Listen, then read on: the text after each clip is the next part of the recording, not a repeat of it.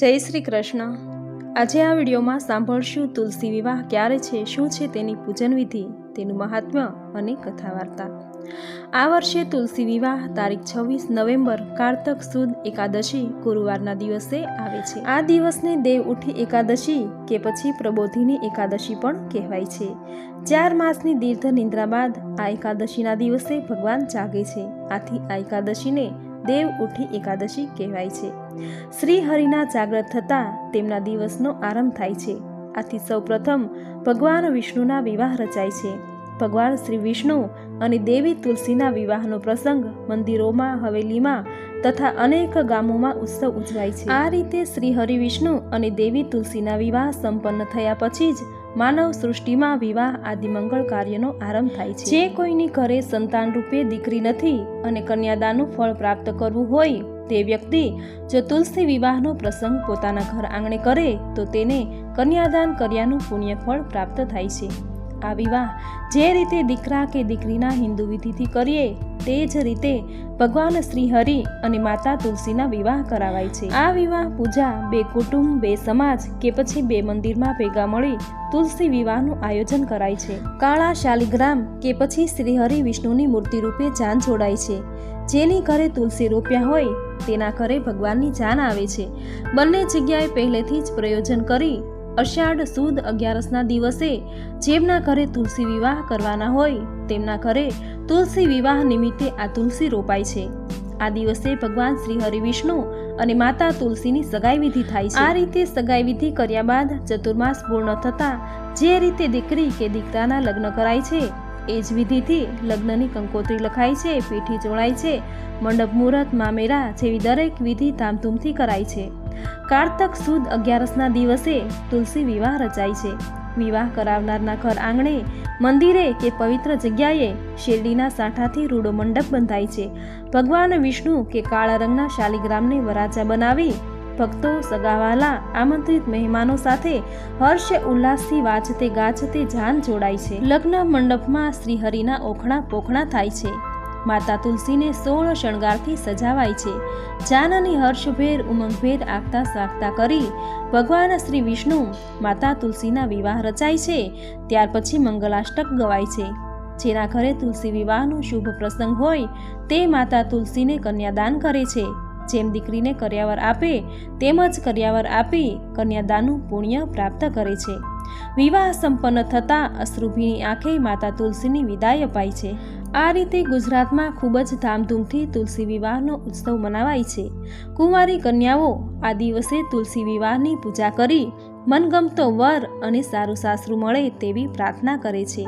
આ રીતે ગુજરાતમાં હર્ષ ઉલ્લાસથી તુલસી વિવાહનો ઉત્સવ ઉજવી દેવ ઉઠી એકાદશીએ ભગવાન શ્રી વિષ્ણુ અને દેવી તુલસીના વિવાહ સંપન્ન થયા પછી જ માનવ સૃષ્ટિમાં વિવાહ આદિ મંગળ કાર્યનો શુભ આરંભ થાય છે। આ દિવસે ભગવાન શ્રી વિષ્ણુ સાથે માતા તુલસીની પૂજાનું ખૂબ મહાત્મ્ય છે। આ એકાદશીને દેવ ઉઠી એકાદશી કે દેવ પ્રબોધિની એકાદશી પણ કહેવાય છે। આ દિવસે વ્રત કરનારે પ્રાતઃકાળે ઉઠી સ્નાન આદિ કાર્યથી પરવારી વ્રતનો સંકલ્પ લેવો, ઘરના મંદિરે પૂજા અર્ચના કરી મંત્રોચ્ચાર સાથે ભગવાન શ્રી વિષ્ણુને જગાડવા કે હે શંખાસુરને હરનારા ઉઠો, હે સમુદ્રમાં શયન કરનારા ઉઠો અને 3 લોકનું કલ્યાણ કરો। આ રીતે વિષ્ણુના 10 અવતારોને જગાડાય છે। મંગલાષ્ટકના પાઠ કરાય છે। આ દિવસે ઉપવાસ કે ફળાહાર કરી બીજા દિવસે પારણા કરાય છે। વ્રતધારીએ ચતુર્માસ કર્યો હોય, ચતુર્માસ દરમિયાન રીંગણ, શેરડી આદિ ન ખાધું હોય તે આ એકાદશીનું વ્રત પૂર્ણ કરી બીજા દિવસે વ્રતના પારણા કરી શેરડી, રીંગણ આદિ ગ્રહણ કરી શકે છે।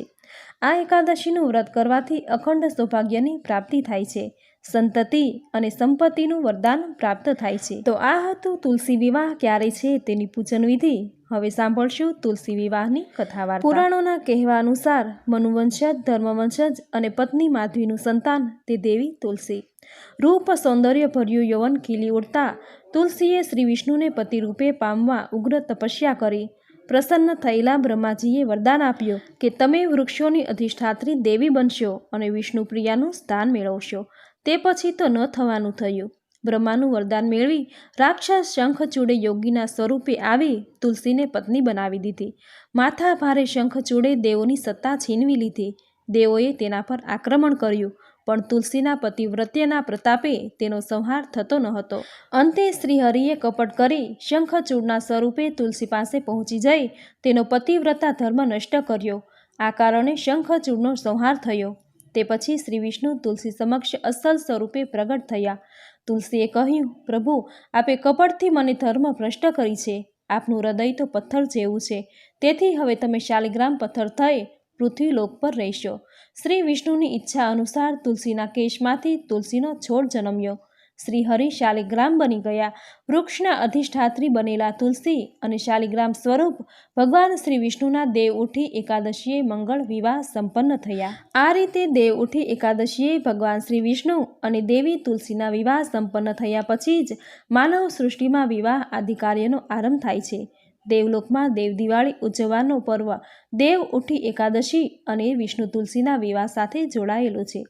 વિવાહ પછી કાર્તિક સુદ પૂર્ણિમાએ ભગવાન વિષ્ણુ દેવી તુલસી સાથે પૃથ્વીલોક પરથી સ્વધામ વૈકુંઠમાં પધારે છે.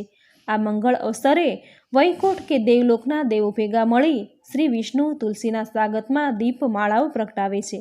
આ રીતે કારતક સુદ પૂર્ણિમાનો દિવસ દેવ દિવાળી તરીકે આપણે ઉજવીએ છીએ. તેના 4 દિવસ પહેલા દેવ ઉઠી એકાદશીના દિવસે તુલસી વિવાહનો ઉત્સવ કરીએ છીએ અને પૃથ્વી પર તમામ શુભ મંગલ કાર્યની શરૂઆત કરીએ છીએ. તો આ હતું તુલસી વિવાહ ક્યારે છે તેની પૂજન વિધિ, મહાત્મ્ય અને કથા વાર્તા. જેનો આ વિડીયો તમને જરૂર ગમ્યો હશે તો વિડીયોને લાઈક કરી કોમેન્ટમાં જય શ્રી વિષ્ણુ કે પછી જય શ્રી તુલસીમાં જરૂર લખજો. સાથે તમે તુલસી વિવાહનો પ્રસંગ કેવી રીતે ઉજવો છો એ કોમેન્ટમાં જરૂર જણાવજો. ચેનલ પર નવા છો તો ચેનલ સબસ્ક્રાઈબ કરી બાજુમાં બેલ આઇકન જરૂર પ્રેસ કરજો. આવી જ નવી ધાર્મિક માહિતી, નવા ધાર્મિક વિડીયો લઈને ફરી મળીશું. ત્યાં સુધી આપ સૌને મારા જય શ્રી કૃષ્ણ.